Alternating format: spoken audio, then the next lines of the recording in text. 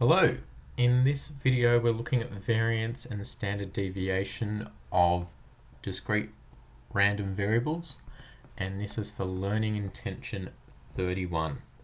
So before I go into what these words actually mean, I'm going to start with some spinner games again. So consider these games.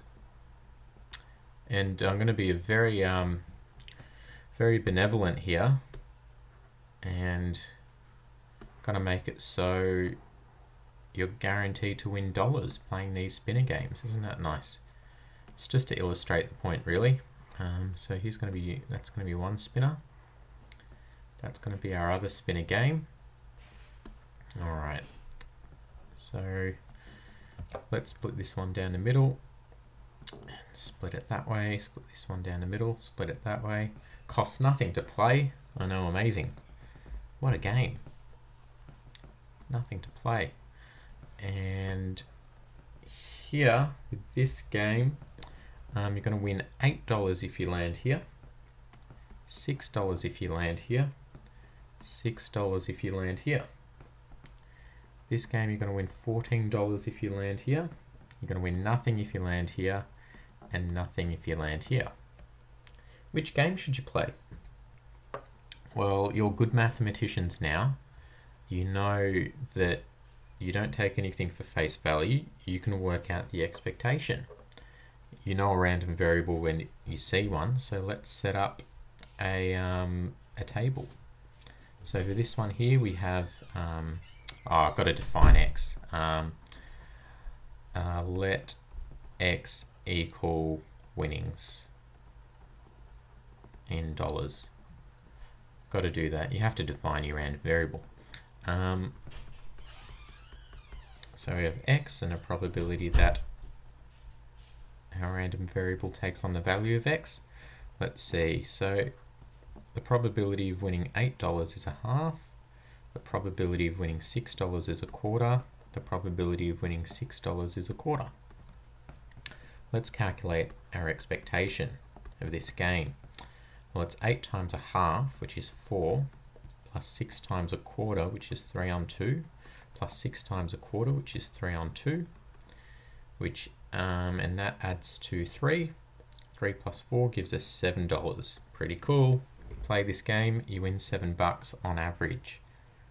That's nice. Let's have a look at this one. Are the winnings, is the average game going to be greater or less than $7? Let's find out. Let's draw up our table. And we have $14, $0, $0. And we have a half, quarter, quarter. So what's the expectation of this game? Well, it's 14 times a half, which is 7. Plus 0 times a quarter, which is 0, plus 0 times a quarter, which is 0. So the expectation is $7. So these games have the exact same expectation. On average, each time you spin, you stand to win $7. That seems kind of strange because this one seems to vary wildly. Like, you can win nothing on a spin, or you can win $14, whereas this one, the values are spread out less. Now we can talk about what variance means. Variance is a measure of spread. This game varies less. The outcomes are a bit smoother. You either win $8 or $6. So it has a lower variance. This one varies way more. It's either $14 or $0. It varies wildly. So variance is a measure of spread. How can we calculate variance? There's a formula, and I'll show you just in a textbook really quickly. I'll show you how they do the derivation. I'm not going to do the derivation myself because I don't want you to worry about that too much unless you're really interested.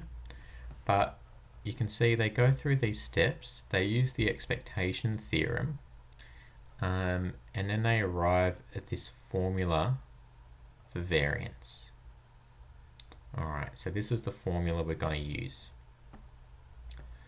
So variance, which is a measure of spread, the variance of our random variable is the expectation of x squared minus the expectation of x all squared. These two things aren't equal. Squaring on the inside and outside makes a difference. So let's calculate the variance of this game. Let's see, so we've got 8 squared times a half, which is going to be 64 on 2, plus 36 times a quarter, which is going to be 36 on 4, plus 36 times a quarter, minus the expectation we already calculated, squared. So let's do that. 64 on 2 is 32. That's 9. That's 9 minus 49. 18 plus 32 is 50 minus 49. Our variance is $1. So what this means is that how much we expect this value to vary is by $1, which makes sense. The variance is the expectation of spread. It's how much we expect it to differ from this value. This is our central value. This is a measure of central tendency. This is the average value. On average, this game is going to pay up $7. The variance here says, well, it's not going to pay up $7 quite. That's the average. It's saying that it's going to pay up $7 plus or minus $1, which makes sense because look here, if you minus 1 and plus 1, you get the $6 and $8 there. So the variance is $1. So we expect the variance here to have a much bigger value. Let's calculate the variance here. Why we use this formula exactly, there's a very beautiful reason why we use this formula, and it's because of this fact. I'm going to write it up here. I don't care if you don't know what it means. It's fantastic. This fact, provided x and y are independent, this fact holds, and this has far-reaching implications in mathematics. So that's why we use this particular measure of variance. That's why there's these funny squares and all this stuff, because this wonderful fact holds. Massive implications, but don't worry about that. Just so you know that there's actually a reason for it. Over here, let's calculate the variance. So we have the expectation of x squared minus the expectation of x all squared. Let's see, we've got to work out 14 squared. 6, carry the 1, 4, 5, 14, so that's going to be 196. So 196 times a half, what's 196 times a half? Well, that's going to be 98. So we're going to get 98 plus, well, that's going to be 0 and 0. So we get 98 minus 49, this expectation squared. Now I'll do it properly. Okay, so it's 14 squared times a half plus 0 squared times a quarter plus 0 squared times a quarter, which gives us 0, minus 7 squared. So that's 196 on 2 minus 49, which is 98 minus 49, which is $49. Look at that variance. That variance is ridiculous. That's a massive variance compared to this one over here. Alright, so we've worked out variance. What's standard deviation? Well, you see all these squares here? To get the standard deviation, to calculate sigma, this is the Greek letter sigma, to calculate the standard deviation, we take the square root of the variance. So the square root of 1, well, that's going to be $1. The standard deviation over here is going to be the square root of 49, which is $7. There we are, that makes more sense.